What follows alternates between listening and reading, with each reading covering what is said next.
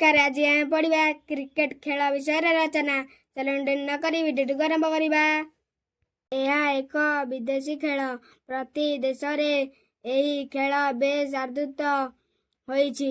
एही खेलर खेलाड़ी माने दुई दल रे विभक्त होई खेलती। प्रति दल रे 11 जन लेखाएं खेलाड़ी थांती। प्रति दल रे जणे लेखाएं मुख्य थांती। तांको कैप्टेन कहती।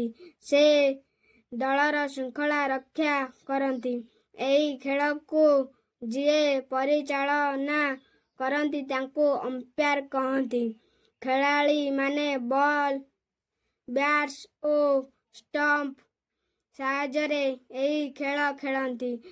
खेल आरंभ रे गोटिए दल बैटिंग करती और अन्य दल फील्डिंग करती।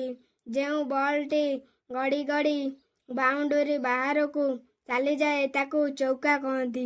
4 रन धरा जाए।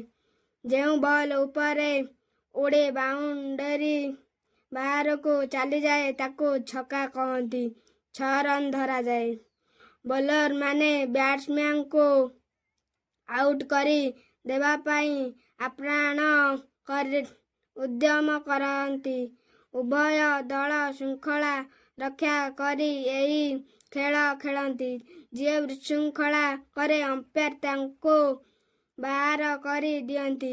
आम देशर कपिल देव बॉलर भावे एवं गाभास्कर जणे बैट्समैन भावरे बेस ख्याति अर्जन करिछंती।